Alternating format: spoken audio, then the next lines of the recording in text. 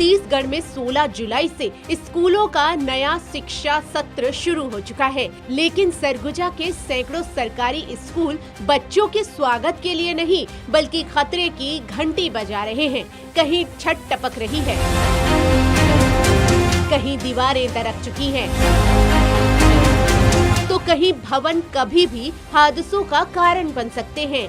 अगर आंकड़ों पर गौर करें तो जिले में 1324 प्राथमिक विद्यालयों में से 207 और 551 पूर्व माध्यमिक विद्यालयों में से 5 जर्जर श्रेणी में हैं।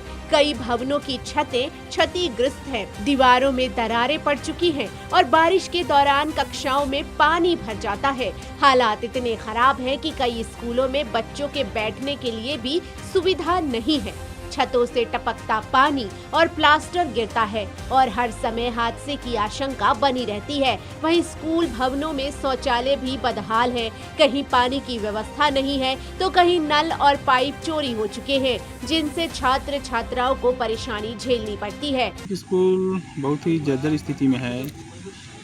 अंदर भी सीपेज है, बाहर भी खिड़की छज्जा सब टूटा हुआ है और उसमें सीपेज भी है, नीचे से भी सीपेज है, ऊपर से भी सीपेज है और अंदर जितना है छत भी गिर रहा है।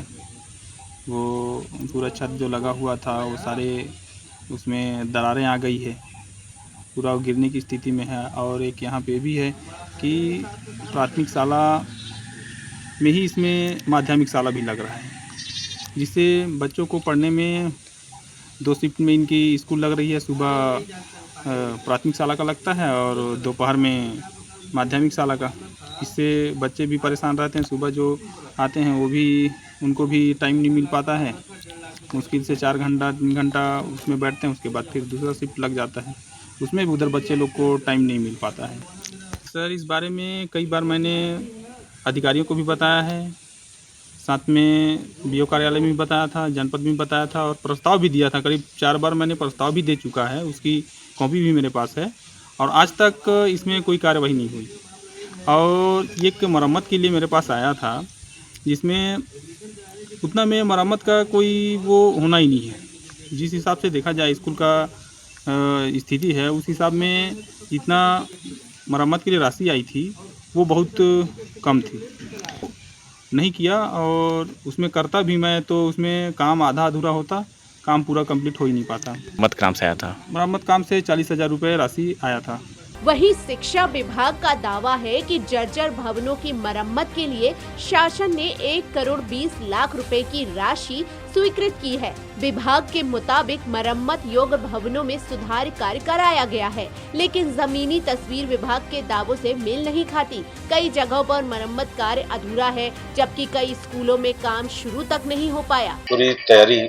अभी आज हम लोगों ने बीओस की बैठक भी बुलाई है, बीओबीआरसी से बीओस की, और जिले में जहां भी मरम्मत की आवश्यकता है उसके प्रस्ताव मंगा के तत्काल स्कूल खुलने से पूर्व हम लोग मरम्मत करा लेंगे उसके आसपास। और नई बिल्डिंग भी कलेक्टर महोदय ने स्वीकृति दी है। करीब 80 नए भवन भी बनाए जा रहे हैं, वो काम स्टार्ट हो गया उसका। सर, जिले में 200 से ज्यादा बिल्डिंग स्कूल जो भवन है वो जर्जर है और ऐसे जर्जर सच नहीं है, जर्जर नहीं है। वो जहाँ पे रिपेयर की आवश्यकता है उसकी सूची है, वो जर्जर भवन नहीं है। जर्जर तो उसको कहते हैं जहाँ पे बैठने की व्यवस्था नहीं है। ये मरम्मत योग्य जो होता है, हमारे जिले में 2045 विद्यालय हैं, 2045 में 200 मरम्मत योग्य हैं। तो जिसकी मरम्मत, छोटी मोटी मरम्मत कहीं पे 5,000, 10,000, 20,000 ऐसी मरम्मत होती है, तो वो समय अनुसार तरीके से होता रहता है। वैसे भवन है वो। जर्जर भवन तो लगभग बिल्डिंग लेस 100 की संख्या थी हमारे यहाँ, जो बिल्डिंग लेस था। जर्जर जहाँ पे आवश्यकता थी तो वहाँ पे वो 117 थे।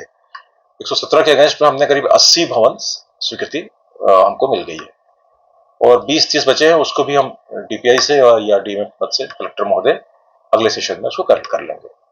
कैसे निर्माण शुरू होगा, क्योंकि अब बरसात जाने वाले हैं और स्कूल खुलेंगे? लगभग आरंभ हो गया है, निर्माण काम आरंभ हो गया है लगभग, और वो प्लिंथ वाला काम है तो हो जाएगा लगभग। और सारे जगह वैकल्पिक व्यवस्था भी हम कर रहे हैं। वहीं सरगुजा के बाद अब गरियाबंद में भी सरकारी स्कूलों की बदहाली की तस्वीर सामने आ रही है। नया शिक्षा सत्र शुरू हो चुका है, लेकिन कई स्कूल ऐसे हैं जहां बच्चे जर्जर भवनों में जान जोखिम में डालकर पढ़ाई करने को मजबूर हैं। ग्रामीणों और पालकों का कहना है कि स्कूल भवनों की खराब स्थिति को लेकर कई बार जिला प्रशासन और शिक्षा विभाग को शिकायत की गई है, लेकिन अब तक नए भवन निर्माण की दिशा में कोई ठोस पहल कदम नहीं उठाया गया।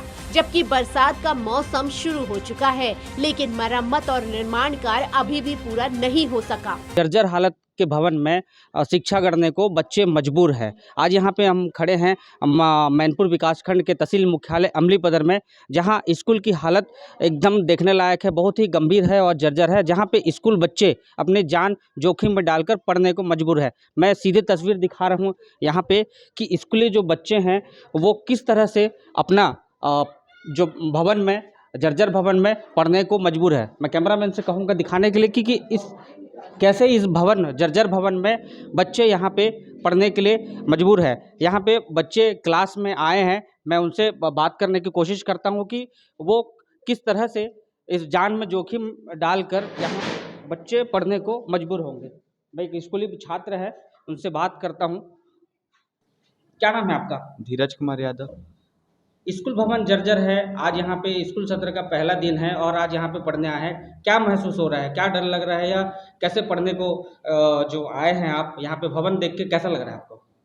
काफ़ी डर भी लग रहा है, क्योंकि आप देख सकते हैं इस छत को काफ़ी जगह से उसके प्लास्टर गिरने लगे हैं। अब कौन सा किस तरफ प्लास्टर गिरेगा और वो किसी बच्चे को भी लग सकता है, मुझको भी लग सकता है, जिसके कारण काफ़ी बड़ा हादसा हो सकता है और इसको भी मरम्मत करवानी ज़रूरी है, या तो फिर इसकी बजाय नए रूम बनाने चाहिए पढ़ाई के लिए।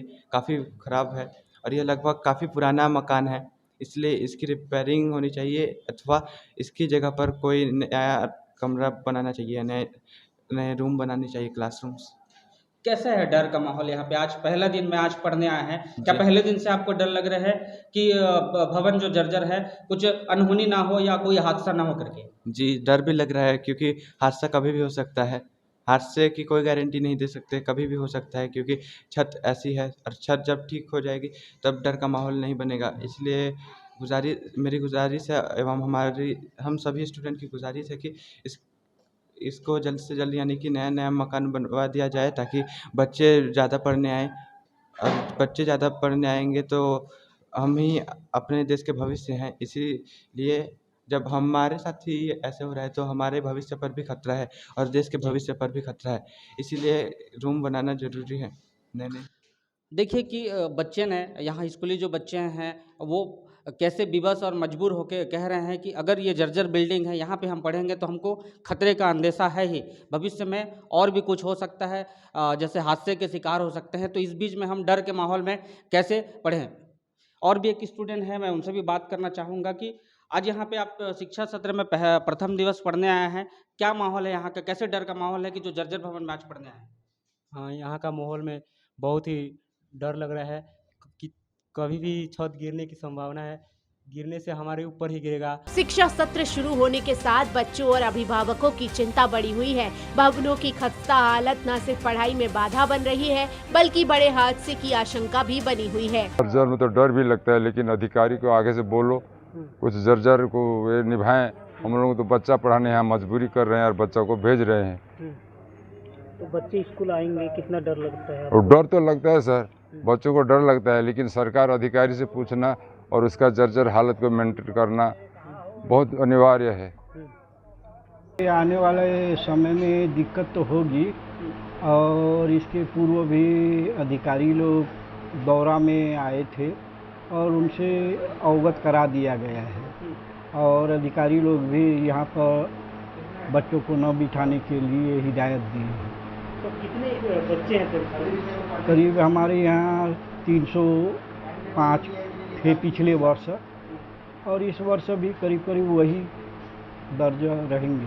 तो कितना दिक्कत होगा, क्योंकि आज पहला दिन है स्कूल का और अभी समय बचा है, तो कितना दिक्कत होगा? दिक्कत तो होगी, लेकिन हमारे पास अन्य कक्ष हैं, उनमें एडजस्ट करा के बिठाएंगे। तो विभागीय अधिकारी को बताएं? हाँ, बता दिया गया है और आश्वासन भी देते रहते हैं कि अतिरिक्त कक्ष के लिए मांग कीजिए। और हमारे जो शाला विकास समिति की ओर से भी अवगत करा दिया गया है। तो गरियाबंद हो या सरगुजा, जर्जर स्कूल भवनों की तस्वीर शिक्षा व्यवस्था की चुनौतियों को उजागर कर रही है। अब देखना होगा कि शासन प्रशासन इन स्कूलों के लिए नए भवन कब तक उपलब्ध करा पाता है, या फिर बच्चे ऐसे ही जोखिम के साए में पढ़ाई करने को मजबूर रहेंगे। सरगुजा से मनोज कुमार की रिपोर्ट तो गरियाबंद से धनंजय बिहारी की रिपोर्ट, TV 27 न्यूज।